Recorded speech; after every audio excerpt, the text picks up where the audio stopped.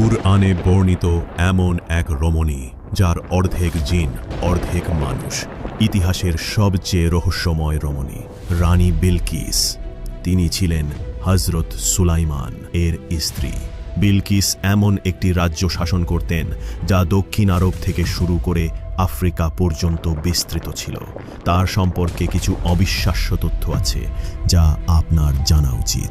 যেহেতু কিছু ইতিহাসবিদ দাবি করেছেন যে তিনি অর্ধেক মানুষ এবং অর্ধেক জিন ছিলেন, তাহলে প্রশ্ন, জিনদের রাজা নবী সুলেমান কি মানুষ হয়ে সত্যিই কোনো জিনকে বিয়ে করতে পারেন?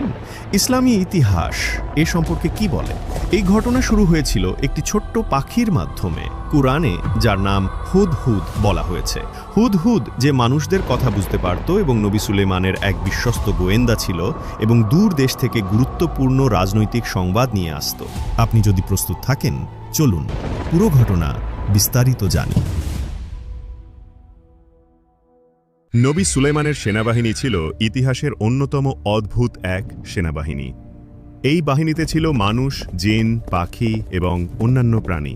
এমনকি বাতাসও নবী সুলেমানকে যেখানে ইচ্ছা সেখানে নিয়ে যেত। মানব বাহিনীতে ছিল পদাতিক, সৈনিক ও অশ্বারোহীরা। জিন সৈনিকরা ছিল মানুষের চোখে অদৃশ্য। এই সেনাবাহিনীকে এত ভয়ঙ্কর করে তৈরি করা হয়েছিল যে শত্রুরা তাদের অনেক সদস্যকে দেখতেই পেত না।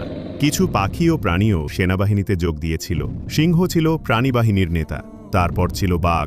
পাখি বাহিনীতে ছিল অনেক বাজ পাখি ও শিকারী পাখি। হুদহুদ পাখিটি ছিল গোয়েন্দা বিভাগের দায়িত্বে। এই হুদহুদের দায়িত্ব ছিল অনেক দূরে উড়ে গিয়ে শত্রুপক্ষের ওপর নজরদারি করা। সে সবকিছু পর্যবেক্ষণ করত এবং শিখে নিত, তারপর ফিরে এসে প্রতিবেদন দিত।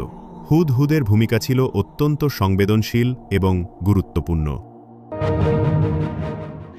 যখন বাহিনী একত্রিত হয়েছিল, অনেক প্রাণী লক্ষ্য করেছিল হুদহুদ অনুপস্থিত। তারা নিজেদের মধ্যে ফিসফিস করতে লাগল, কমান্ডার শিগগিরই এসে পড়বেন এবং বুঝতে পারবেন যে হুদহুদ অনুপস্থিত।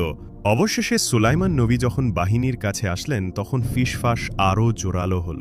তিনি এসে দেখলেন হুদহুদ নেই। আসলে হুদহুদ তখন সাবা দেশে অবস্থান করছিল। সে বহু পথ পাড়ি দিয়ে গিয়েছিল এবং তার ভেতরে অনুভব করছিল যে সে কোনো গুরুত্বপূর্ণ সংবাদ উদ্ধার করবে। সে শহরের ওপর অবস্থিত একটি উঁচু গাছের ওপর নামল। সেখান থেকে সে রাস্তাঘাট, ঘরবাড়ি, প্রাসাদ এবং ফটক সব কিছু পর্যবেক্ষণ করল। সে কিছু অস্বাভাবিক পরিস্থিতি অনুভব করল।